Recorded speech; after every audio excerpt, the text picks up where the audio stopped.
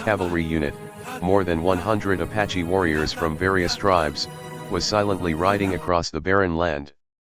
The long drought had cracked the earth into scorched, blistering lines, but their arrival was as vivid and fierce as a storm rolling in. The blazing sun glinted off the tips of their spears, and their faces were strewn with bold red and black war paint. Leading the group was a tall woman dressed in warrior hides, her long black hair streaming in the hot wind like a black flag flying over the desert. Jonathan's hand instinctively brushed the rifle resting beside the door. But when the woman pulled down her face covering, his heart nearly stopped. Those eyes deep, powerful, unforgettable. 20 years ago, you were the one who cut me down from the noose, she said. Her voice low and cold. Today I have come back to repay that debt. The cavalry halted just outside the fence, their horses kicking up red dust that swirled around the weathered wooden porch. For a moment, all that remained was the dry wind whistling through the rooftop and the creak of old boards under Jonathan's boots. He did not know why she had come back.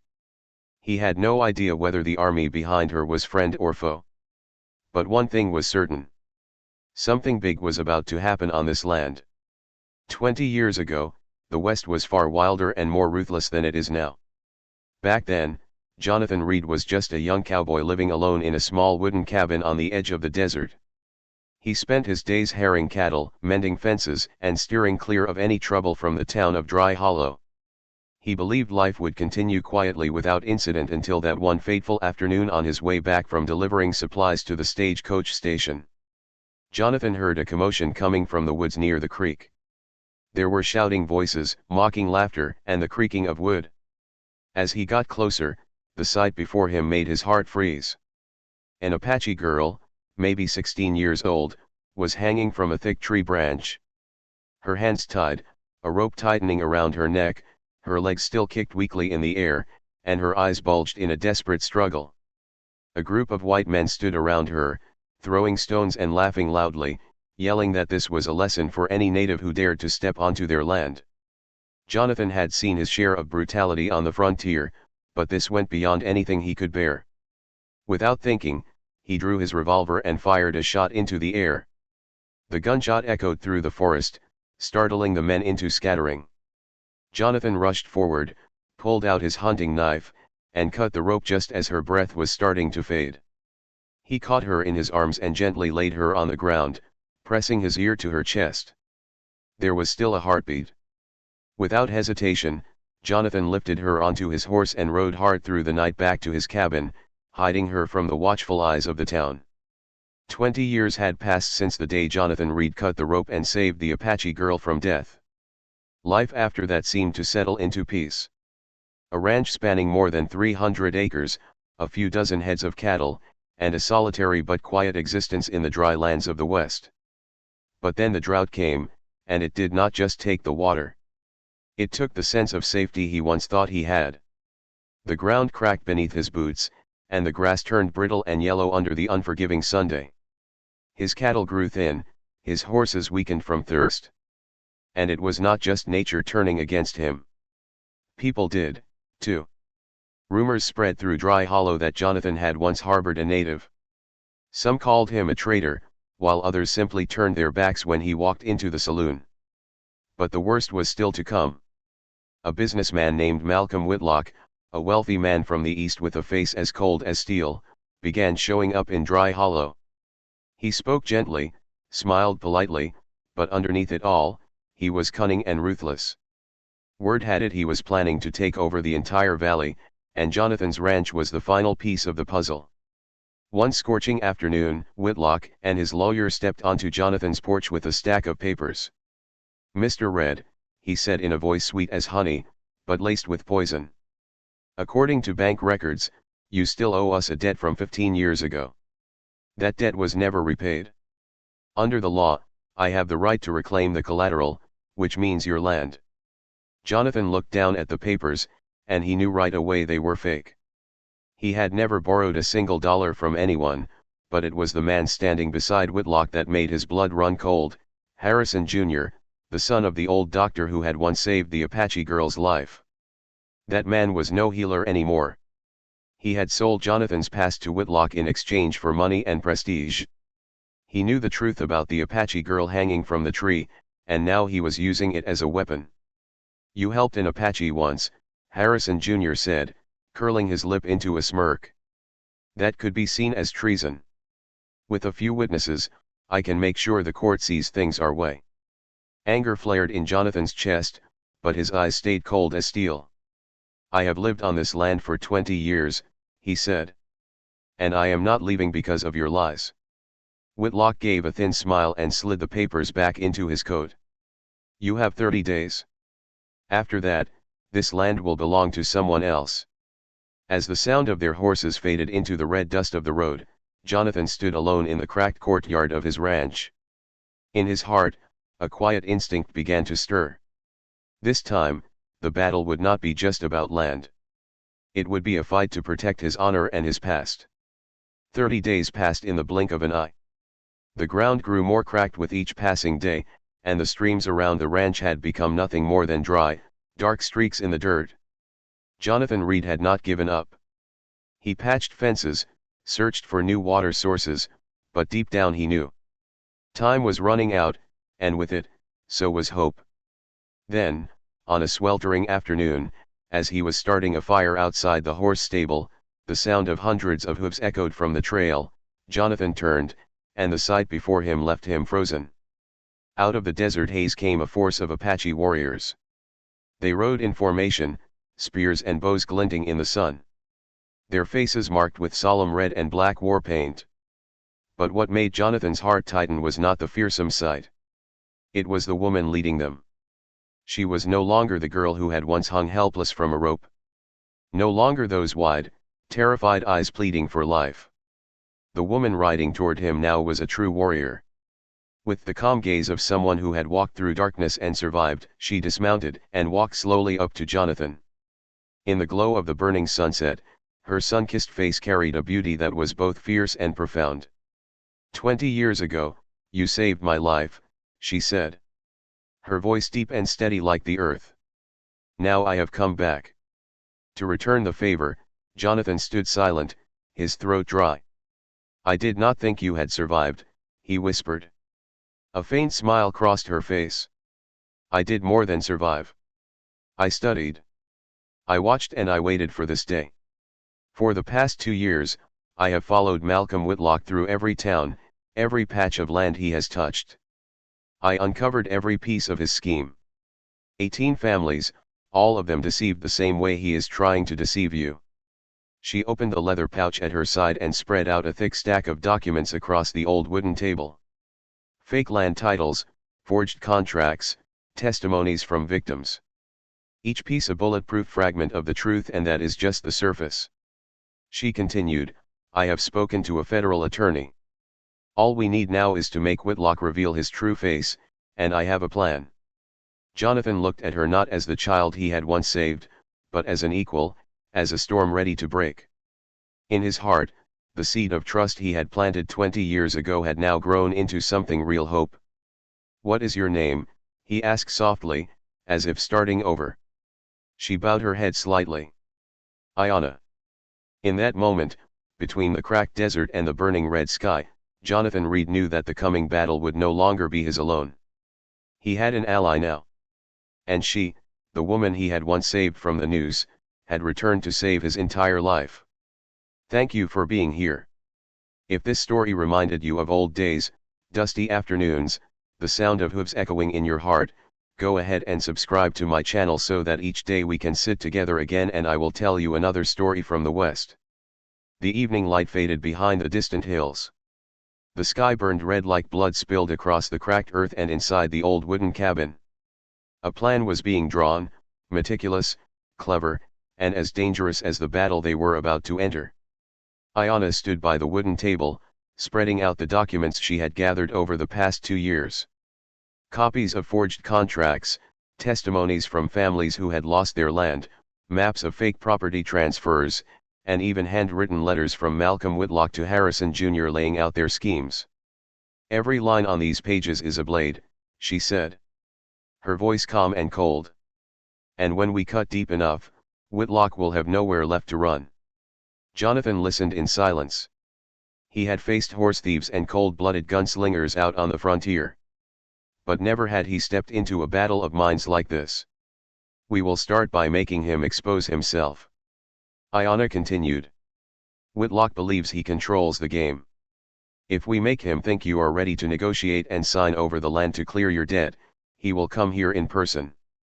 And then Jonathan asked, "Then we changed the rules," she replied. The plan was laid out in precise steps. The bait.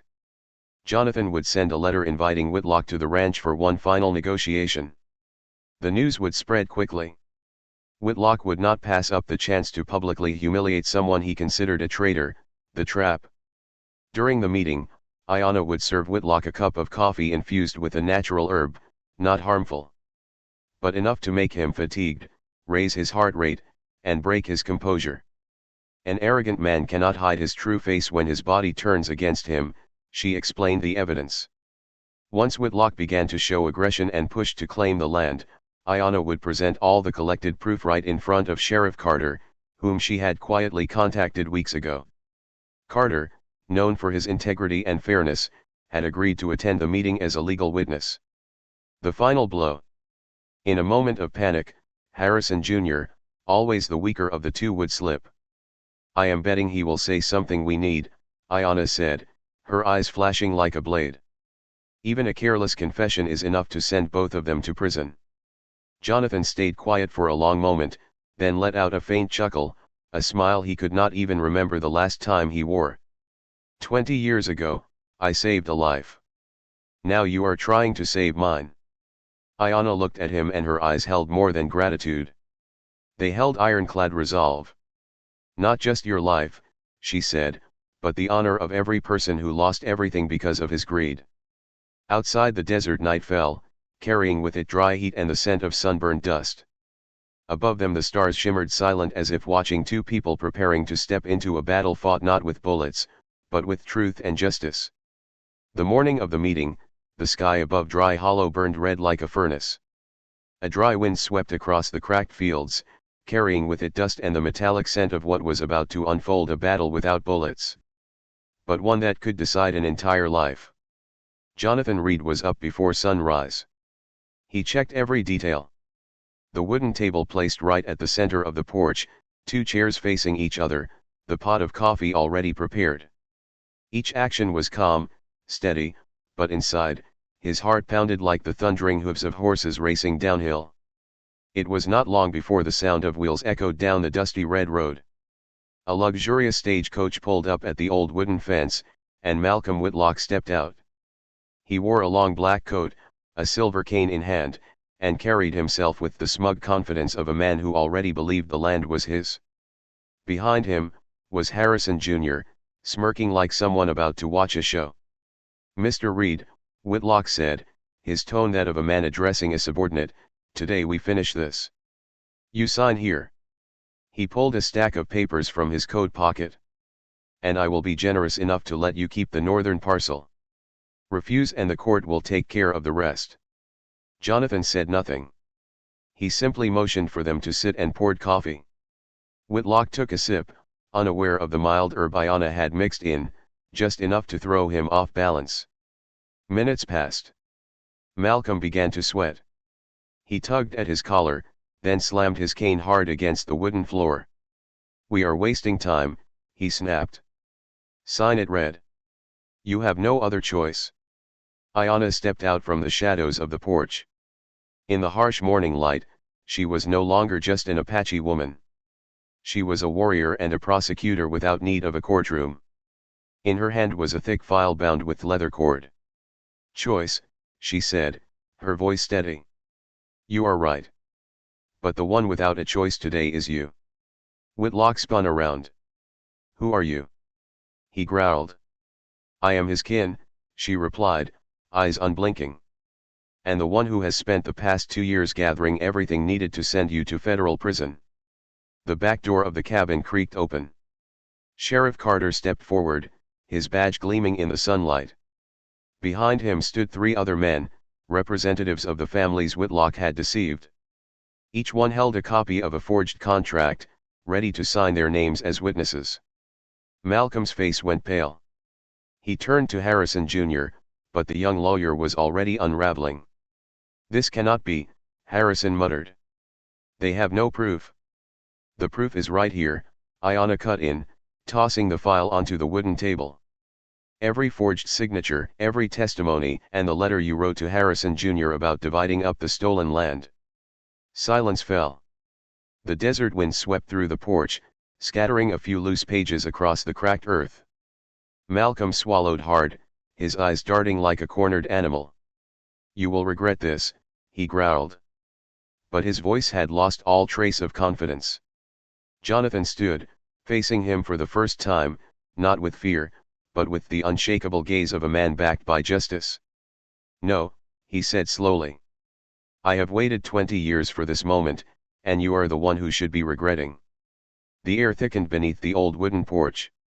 Sheets of evidence lay scattered across the table. While the desert wind lifted a few pages into the air, sending them twirling before they fell to the cracked earth. Malcolm Whitlock tried to stand, but his legs trembled beneath him. His face flushed red from the heat and from the effects of the herb. "This is a filthy trick," he shouted. Voice hoarse, "All of you. You are nothing but traitors." Harrison Jr. also jumped to his feet, but fear quickly strangled whatever confidence he had left. Under the sheriff's razor-sharp gaze, he began to stammer. We were just following the contract. I only wrote what he told me to." Ayanna stepped forward, placing her strong hand firmly on the last file. Her voice rang out clear, sharp and unwavering. 18 families lost their land because of you. 18 homes erased and children forced to sleep outside in the middle of winter. You think that is just a number to me? Every name in this file is flesh and blood." Sheriff Carter spoke next, his voice low and firm. "Malcolm Whitlock Harrison Jr., you are under arrest for fraud, forgery, and unlawful seizure of property. The evidence is right here and so are the witnesses." He raised the arrest warrant. The sound of it cut through the desert silence like dry thunder. 2 deputies stepped forward and quickly bound Whitlock in Harrison's hands. Malcolm thrashed, eyes wide with panic. "I have money. I have power. No one can lock me up." Jonathan took a step forward, his gray eyes cold as stone. "There is one thing you will never buy, and that is the memory of those whose lives you destroyed. Today, justice remembers them." His words fell into a silence so deep it seemed even the wind held its breath. Only the clink of chains echoed as Malcolm's wrists were shackled. Harrison Jr. hung his head, mumbling like a man whose soul had already collapsed. A crowd from town had gathered outside the fence, drawn to the sight of something no one had ever seen. Many had once doubted Jonathan, even called him a traitor. Now they stood silently, shame heavy in their eyes. From among them, an old man with silver hair spoke softly. "We were wrong about you, Reed. You stood tall." When the rest of us bowed our heads, Jonathan did not reply. He simply looked over at Ayanna. She stood tall. Pride radiating from her face, her eyes glowing like embers in the dark. She was no longer the Apache girl who had once hung from a noose. She was the woman who had brought justice to an entire community. As Malcolm was dragged away, his figure fading into the desert dust, an old chapter came to a close. But Jonathan knew this was not the end. It was only the beginning of something greater. And with Ayanna by his side, he was ready to face whatever battle came next. Whether it was fought with bullets or with truth. That afternoon the western sun scorched down on Dry Hollow with unrelenting heat. But for the first time in many months, the wind carried a different scent. Not the dry sting of despair, but the smell of something new, the beginning of something. News of the arrest of Malcolm Whitlock and Harrison Jr. spread across the region like wildfire. Reporters from Prescott and Tucson arrived in droves. Families who had lost their homes and land came to witness the moment justice was reclaimed for them. They no longer called Jonathan Reed a traitor. Now they called him a keeper of the West's oath, the man who stood tall when no one else dared, but for Jonathan. The biggest change was not fame or land. It was the look in her eyes, the Apache woman he had saved from the noose 20 years ago. That evening, the two stood atop a high hill, looking out over the vast land below. The once scorched fields were now showing hints of green shoots after a rare rain. At the base of the hill, a thin stream of water flowed from a freshly dug well, winding its way through the red soil. The ranch had not only survived, it was coming back to life. "Are you leaving?" Jonathan asked, his voice barely above a whisper, as if afraid to disturb the peace. Ayanna remained silent for a moment, then smiled, a smile soft but deep like the earth of the west. "No," she said. "I have wandered long enough. It is time to build something I can call home. Not just for me, but for my people, too." He looked at her and no longer saw the 16-year-old Apache girl with bruises around her neck, nor only the warrior woman who had brought justice. He saw a future, strong, equal, and forever connected. In the weeks that followed, something unprecedented happened in Dry Hollow. Apache and white settlers began working side by side.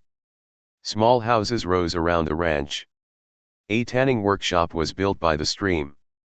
A school opened beneath the old oak tree, the very one where Ayanna had once been hanged 20 years earlier.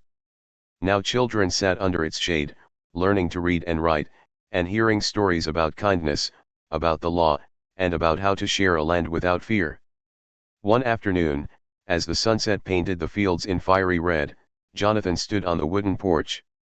Gazing at the sky, Ayanna stepped out, holding 2 cups of hot coffee. They sat together in silence, no words needed. The past had been reckoned with. Justice had been delivered. And now all that remained was the future. Jonathan sighed softly, his voice blending with the gentle wind rustling the fence line. "That day, all I wanted was to save one life. But maybe you were the one who saved my whole life." Ayanna looked at him, her eyes deep and warm. "No," she replied, gently placing her hand over his. "We saved each other." And beneath the burning red sunset of the Wild West, a new chapter began. Not one of hatred, but of hope. A shared home. Where 2 worlds once at war were now intertwined, like wind and earth. Dear friends, gratitude is more than words. It is the invisible thread that binds those who have walked through darkness together. Some debts cannot be repaid with gold or land. They can only be honored with the heart and with action. When we reach out to save someone, we do not just change their fate. Sometimes they are the ones who pull us from the depths of our own lives. Gratitude is when 2 seemingly distant paths finally cross and together create a better future. It has been an absolute honor to share this story with you, our valued audience of Wild West storytelling. I truly hope that your life is filled with happiness and joy. I love you all. Let me know what you thought about this story. Leave a comment down below. Type 1 if you enjoyed it.